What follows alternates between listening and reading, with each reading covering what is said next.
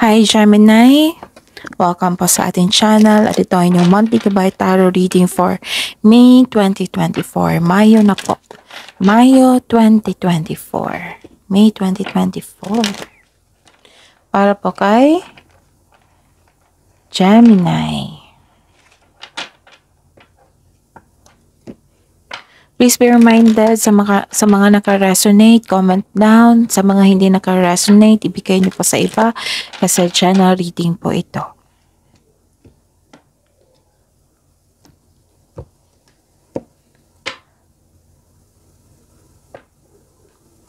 Gamitin ang reading na ito bilang gabay lamang. Balik po kayo dito bukas para sa ating daily Gabay Tarot reading.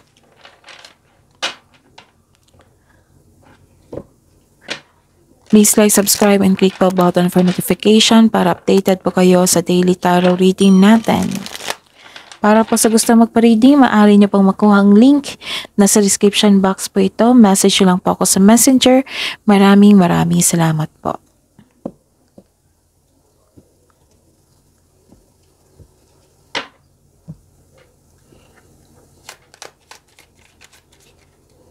Spirits Guide, mga ganap po ngayong May 2024 para po kay Gemini.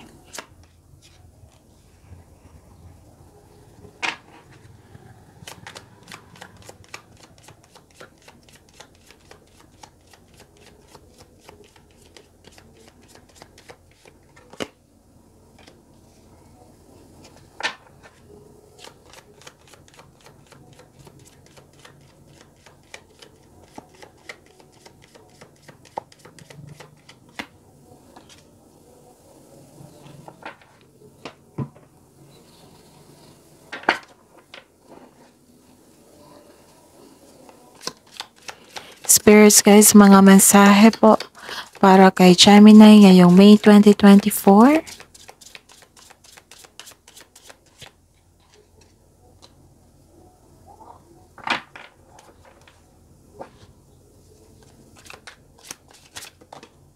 Kunin ko to.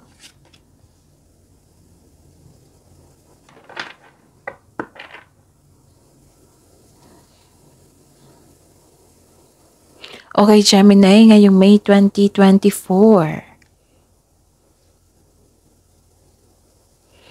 May nakita ko dito na may tao na may masamang intensyon sa inyo. Mapanlin lang to eh. May masama siyang intensyon sa inyo. Nagalit. Alam niyo to kung sino ito. Kasi nagalit kayo.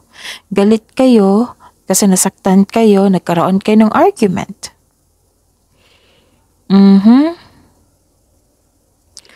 Okay. May panlilin lang dito eh. May masamang intensyon, may ganap na rivalry, competition, may pandaraya na nagaganap, may tuso po itong taong ito. Pwede din na pumasok kayo sa third party situation. Na kasi may nakita ko seduction and other woman, other man, ganon. May lover eh. May concern sa kayo sa ganyan. May iniisip kayo ngayon. Tapos, pwedeng kayo ang maka-experience ito or kayo ang naka-experience ito pero hindi mo alam. Pwede din may nagsumbong sa inyo, may nag-share sa inyo regarding yan, na nagbigay ka ng concern. Pwede din may nangyari talaga sa relasyon nyo. Connect to your intuition, ha? Kasi malalaman mo kung sino ito, kung mag-connect kayo sa inyong intuition, okay? Tapos, kung pwede po, na umiwas kayo sa itong sitwasyon na ito na third party. Kasi may nakita kong pagsisinungaling, danger, trouble, distraction. Pagsisinungaling, nangunguna. And may nakita ko dito na maging kalma lang kayo, magiging relax lang kayo kung nag-staycation kayo sa inyong bahay. Magkakaroon lang kayo ng peace of mind pag nag-stay sa bahay.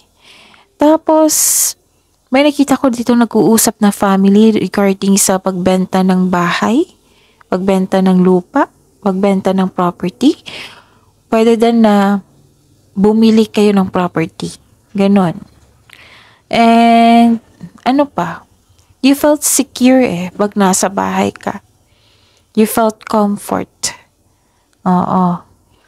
And ayun, may usapin regarding sa bahay, ganun. Ang mensahe po, hear what's unsaid. Tune into the silence for the truths that words cannot express. Listen deeply. Kailangan nyo mag-connect sa inyong intuition. Kasi may sinasabi dito kung sino yan, yung manlolokong yan, kung ano pa yung dapat malaman mo. Okay? And listen to your body. May nagsabi sa akin ngayon na listen to your body. Baka pagod na yan. Kailangan mo nang magpahinga. Then choose wisely. Okay? Decisions. Okay, so this is a clarification of your cards here. Kasi may nakita ko ditong decision regarding sa inyong passion. So this is a clarification also. Decisions shape your path amid challenges. Stay open to learning as answers reveal your distinct journey. So choose wisely. Do not rush things. Kailangan pag-isipan ng mabuti. Oo. And pagpaplano, gamitin nyo yung talino nyo. Kasi matalino si Gemini. Spirit's Guide. Ano po ang energy ni Gemini ngayong May 2024?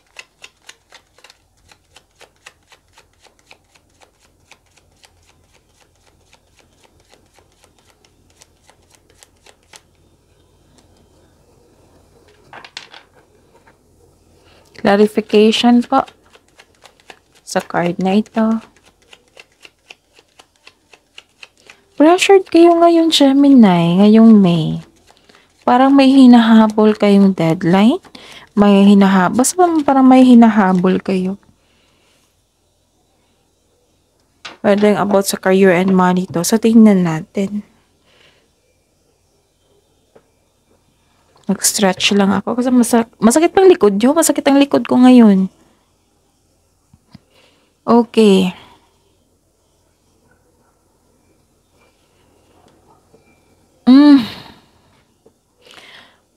Gemini, may decision po kayo sa buhay, pero may tutol po. Yung alam mong may magalit sa inyong decision, pero gagawin nyo po. Oo. May challenge kayo ngayon sa inyo. Kaya pala may galit kayo dito or basta may challenge kayo sa pamilya kasi may nag-uusap na pamilya dito May challenge kayo sa pamilya ngayon. Feeling mo kinokontrol ang inyong decision. May nakita rin akong conflicts over property. Maaring nag-uusap kayo ngayong buwan na ito regarding sa property. Ayaw mong lumabas sa comfort zone. Pwede din ayaw mong lumabas sa bahay, ha? Oo. May nakita ko dito na pumapilit na, tara, pasyal tayo, Gemini, pero ayaw mo talaga. Gusto mo nang magpahinga. Makinig talaga sa inyong katawan ngayon. Oo. Kasi sobrang dami ng trabaho. Dami ng iniisip sa dami ng trabaho. Pwede din overthinking, sa dami ng pag-iisip, napagod kayo. Pwede din sa dami ng trabaho. Nakakapagod din yung paggawa ng plano, ha? Kasi uungkatin nyo magkuha ka ng factual information. So, mapapagod talaga kayo. Ayun nga. So, this is the confirmation po. Diba? May sabi ako kanina na regarding sa third party situation. May nakita ko dito. 2 card na po nagsabi dito. 3 card pala na nagsabi dito na may usapin regarding sa third party. Basta nag-uusap kayo regarding sa third party. May natuklasan kung sino yung kabit or secret affair. May ilan din nag-take advantage yun yung kabaitan. Mag-ingat kayo, ha, kasi 3 card na po nagsabi dito na may mapanilang at pagnanakaw na magaganap. Yes, okay? Mag-ingat talaga kasi ang intention nito parang kunin yung makapagbigay ng wealth sa inyo. Nako. Baka may nagnakaw sa property, di ba? Kasi may usaping property din. So, check nyo. Kung kayo sa inyong intuition, ha? Para malaman mo yan. Basta po, sa ngayong Mayo, O, everyday tayo manood ng daily natin para malaman natin kung ano pa ang susunod na hakbang ng manulokong ito. Malapit lang to sa inyo eh. Okay? Tapos, Gemini, actually, nakikita ko dito granted yung manifestation nyo, nagkaroon ng solid beginning. May mabuting balita ukol sa pambagay na papasukan. Pwedeng natanggap kayo sa trabaho, sa scholarship. Basta nag-apply kayo, natanggap yung request nyo. Ganon. Kakasimula mo lang sa trabaho, some of you, sa isang kumpanya, sa isang negosyo. Sabi po ng card dito, patuloy nyo lang po yung pagsisikap nyo. Tutukan nyo muna. Tutukan nyo yung trabaho nyo.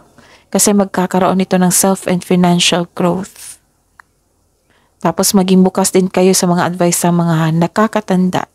Kasi may kausap ka ng family which is lola mo, parents mo, basta yung mga well-experienced sa pinapasukan mong karera.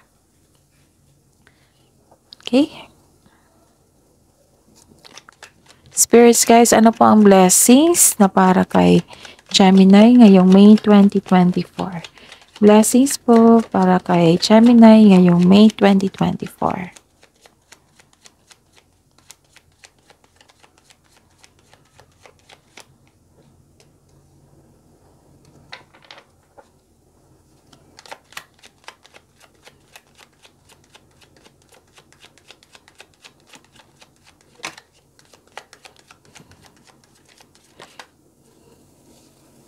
Sobrang busy nyo. Kung busy kayo sa April, nako, sa May, sobrang busy nyo.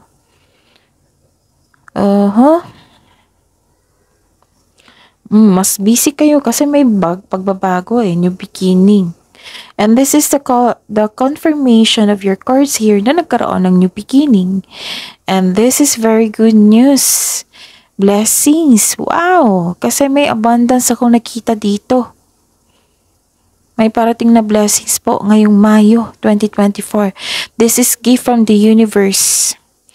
Posibleng may new job opportunity or unexpected sum of money, unexpected help. So, pwede rin nag-take ka ng first step para ma-enhance o ma-increase yung kaperahan mo. Actually, ang sabi dito, ang pagbabago na ito ay may unlimited growth towards your finance. So, claim nyo na, Gemini. Ang ganda po, abundance. May parating na job opportunity, promotion. Dahil nito, magkakaroon ka ng financial growth and stability. Ilan sa inyo nag-career change, nagkaroon ng new career path. Itong pagbabago na ito, mag-o-offer ito ng stability and abundance sa inyong career and money. Kung sa love life ito, may parating na love life po. Bagong energy, romance. Kung sa relasyon, sa buhay mag-asawa. Ano kayo gusto nyo na parang bibili kayo ng property or gusto nyo bumili ng property. Nag-uusap kayo. Nakikita ko yung contentment dito, Gemini. Okay? Spirits guys, ano po ang challenge na ma-overcome po ni Gemini ngayong May 2024?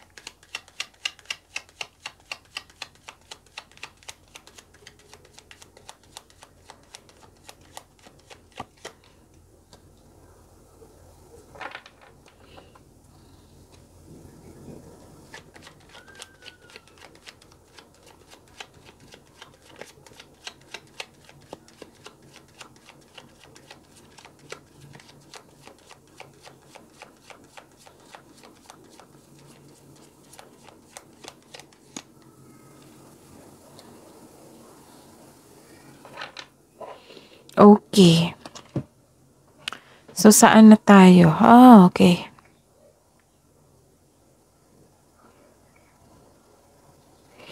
Parang may nakalimutan ako. Meron nga. Sa career and money nyo, yun nga. Pero nasabi ko yung busy kayo. Kung, di ba, merong abundance. Granted yung manifestation nyo, dalawang card na nagsabi dito. Wow. So, nagkaroon ng creativity, inspired kayo, busy kayo, nagkaroon kayo ng self-confidence. adaptation kasi pagbabago may adaptation na nangyari. So this is very good. This is very good. So, may signing of contract ako nakita dito kung sa career and money ito. Oo. Know your worth when negotiating. Know your worth when negotiating for a raise or contract. Tinama ko talaga kasi nabulol ako. Kung may balak kayo magtayo ng business, now it's the time. Pero kailangan ng wastong plano dyan. So, granted yung manifestation nyo ha, may parating po na blessings. 2 card na po nagsabi dito na may parating na blessings po ngayong Mayo. So, ayun. You are divinely guided. You can make your imagination real. So, this is the clarification of your card here. Na magiging totoo, may isa katuparan nyo yung plano nyo sa buhay, goal nyo sa buhay. Manifested Yung granted talaga nyo yung manifestation nyo. And, ayun. Busy kayo, inspired kayo, focus kayo. Ang ganda. Yes, ang ganda. Ang ganda ng reading ngayon. Yes, kahit may pagbabago, nahihirapan kayo. Tapos, mag-ingat lang kayo sa ang challenge, tutusin yung decision. Yung mga panlin lang, nakipag-compete sa inyo. Yan yung challenge Maaring din pagod kayo na kailangan yung pahinga. Sapat na pahinga. Pero pagbalik nyo dito, nakita ko talaga dito na abundance at saka granted yung manifestation nyo kasi 2 card na po nagsabi. So, kilos Huwag nyo habaan yung stagnation nyo, yung pagwawalang kilos nyo. Kilos talaga. Be productive po sa araw-araw para may resulta. Okay? Kung hindi pa kayo nag-apply ng trabaho, apply na. Kung hindi po niya nabigyan ng aksyon ang inyong negosyo, then make a concrete plan tapos action na. Actually, nakita ko dito na kahit nakulong kayo kasi nabibigatan kayo, nasaktan kayo, naging guarded na kayo, kayo lang po yung makawala dyan sa inyong iniisip, sa bigat ng naramdaman nyo. Kayo po, meron ng sagot Meron ng sagot sa inyong mga katanungan. Kayo lang po, sabi po ng card, kayo lang po makawala dyan. Wag po daw kayo masanay na makulong sa inyong pag-iisip. Like, parang nasanay na kayo masaktan, nasanay na kayo maging malungkot. Wag, sabi po ng card. Pakawalan yung sarili dyan. Kasi, ito yung mangyayari. Magkakaroon ng satisfaction and abundance. See? Another abundance na naman na message. Gemini, ang ganda ng reading nyo ngayon May 2024, kahit may challenge dyan. Pero kaya yung challenge, mag-ingat talaga. Okay? Kasi thankful ka sa mga biyayang natanggap mo. You have overflowing abundance. Yes, nakikita ko dito overflowing abundance. Successful and satisfied ka sa buhay. And this card asks you to relax and enjoy what you've worked hard to achieve. Share your good fortune to others. Para yung pagiging generosity mo mabalik sa iyo. It will always flow back to you. Actually, masaya ka dito. Deserve mo mag-relax at mag-enjoy. Kasi sobrang satisfied Kailangan mo lang ma-overcome itong pakawalan mo yung sarili mo sa pag-overthink. Your health is improving also You are welcoming overall feelings for happiness and joy. So, kailangan make a wish sabi dito. Wow, this card is signal abundance in all areas of life. Ganda, no? So, following intuition and honoring your ideas, it will lead you to increase prosperity, abundance, and personal growth, development. Ang ganda. Ang kalaban mo lang dito is yung overthinking po, Gemini. Ang ganda po ng reading nyo ngayon, Gemini. I consider kahit may challenge, kasi yung challenge is magiging mas matibay kayo dyan Mas magiging matured kayo dyan. Kasi feeling mo, trap ka dito. So, movement ang kailangan dito. Pagtanggap, embrace mo, then time for reflection, hanapan ng solusyon. And actually, nasa inyo na po doon kasagutan. Kailangan nyo makawala dyan para makita mo yung satisfaction sa buhay, an abundance inyong sa buhay.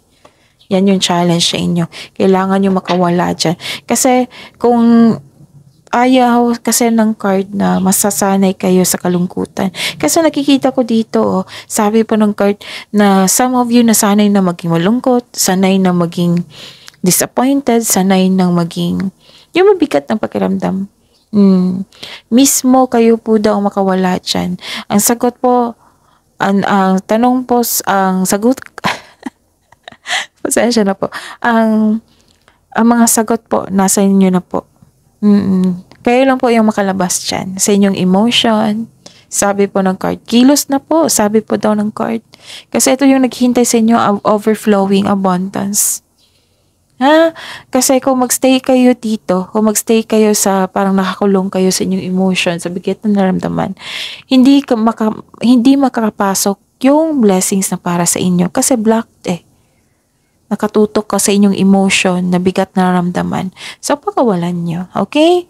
Huwag nyo hayaan na mag-claim kayo ng negativity. Claim the positivity. Okay? Attract.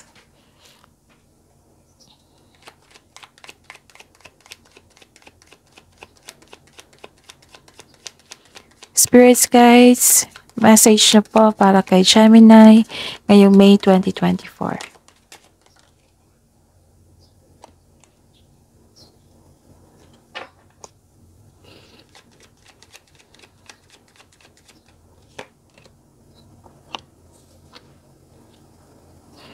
Okay, what's the message? Okay. Ang message po is maging mahinahon. Kasi itong challenges ito, maghahatid ito ng maturity sa inyo. And set boundaries also. Guard your heart. Okay? And movement. Kailangan ng movement dito. Pero nakita ko dito ang pagiging stable mo sa career and money nyo. And kung hopeless kayo ngayon, then andyan na po yung kasagutan nyo. Kayo lang po yung makawala dyan. Kasi nandyan na po, binigay na sa iyo ang sagot. Kailangan nyo lang mag-time for reflection. You are healing from the past and feeling hopeful for the future. Kailangan magkaroon ng healing po, pagtanggap. Kung nagkaroon kayo ng lack of self-confidence, nagkaroon kayo ng pessimism, naging negative-minded. Iwasan nyo yan Kasi yan yung ma-attract nyo. Gusto nyo ba? Diba? Hindi. So, attract positivity. Positive affirmation po. Okay? The advice is be inspired dreams to come true. So, that long card na po nagsabi dito na makakamit nyo. May isa sa katuparan nyo yung goal nyo sa buhay. Inspiration is on the way, so don't give up. Okay, Gemini, that is your reading ngayong May 2024. Please like, subscribe, and click bell button for notification para updated po kayo sa daily tarot reading natin. Maraming salamat po.